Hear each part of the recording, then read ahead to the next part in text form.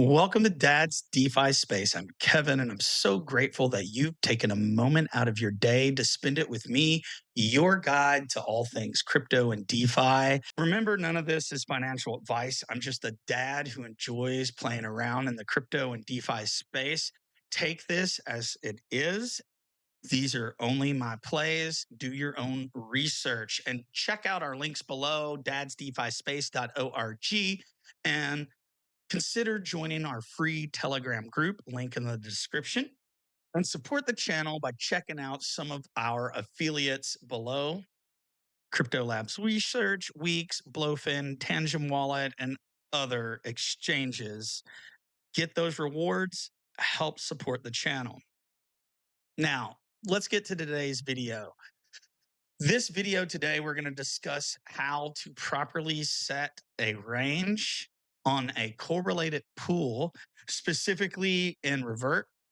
We are looking at my Bitcoin wrapped position. It has been in profit, and we need to change the range. And we also need to set our automations and decide if we're going to use leverage or not. And I'm going to take today to go through my thought process.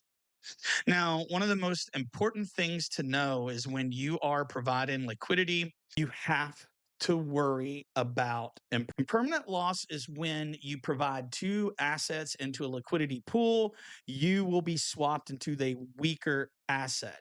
Right now, that is Bitcoin, but Bitcoin and nothing bounce back and forth. So you have to have a strategy of what you think is going to happen over the next week, the next month, or maybe even to the end of the year. Now, if you've watched some of our previous videos, you know that we are bullish on ETH for the rest of the year. So we believe that it will outperform Bitcoin by the end of the year or until the end of the year. So what we're trying to do is maximize our total returns, fees plus principal in a scenario where ETH outperforms Bitcoin. So we're going to provide liquidity in the Uniswap, or we provided liquidity in the Uniswap 0.3 fee tier of wrap Bitcoin wrap. This is a very large pool with a lot of activity usually. And we want to stay in range with ETH as long as possible while it gradually appreciates. Now, let's take a look at the chart real quick. You know that if we are looking at Bitcoin ETH, we're going to be exploring in our blue channel range. I would not have my lower range go below this 0.025 level. I just don't see us going back down here. Although I could see us going back down maybe to 0.03, which we have been, or in a bad case, maybe 0.028. What this means is we want to earn fees while ETH rises, but we don't want to be exited too much out of ETH before the end of the range. So since Bitcoin, if we look at the chart, is basically around 0.032 right now, or 31 and a quarter Bitcoin per. Now we're expecting further ETH outperformance in the midterm, let's say, because we don't know what's going to happen in the short term. Looking at this, my suggested range is very similar to my range on the chart, which would be 0.03 to a little above 0.032.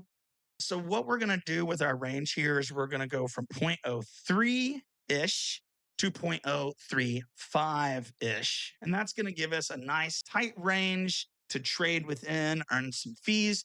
Now, once ETH starts to outperform, we'll need to rebalance. So we're going to auto exit around 29 Bitcoin per ETH.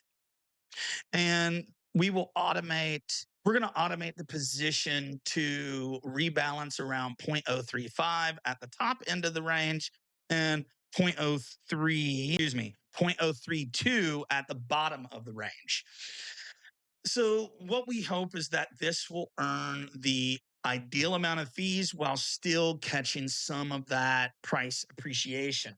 So let's take a look at Revert Finance right now, and you can have a look at our positions.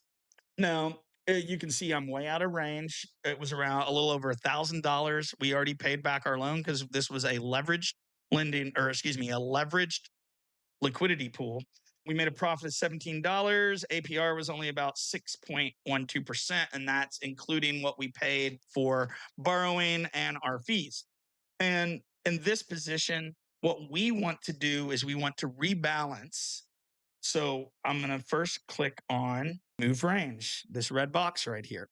Now, once we move the range, I actually like to price this in Bitcoin. I'm just used to it. Most people probably would price and wrapped. And we're going to go back to our range, which was 0.032, and our upper range was 0.035, right? Now that puts us just barely above the range where we are. I want to be a little more conservative than what we were looking at. So let's take a look at the Bitcoin chart and we'll get an idea of how conservative should we be. Now I'm zooming in right now, just over the last few days, and we've been trading within this range. Now we could still pump up a little bit. So I'm thinking about setting this at 0.033 instead.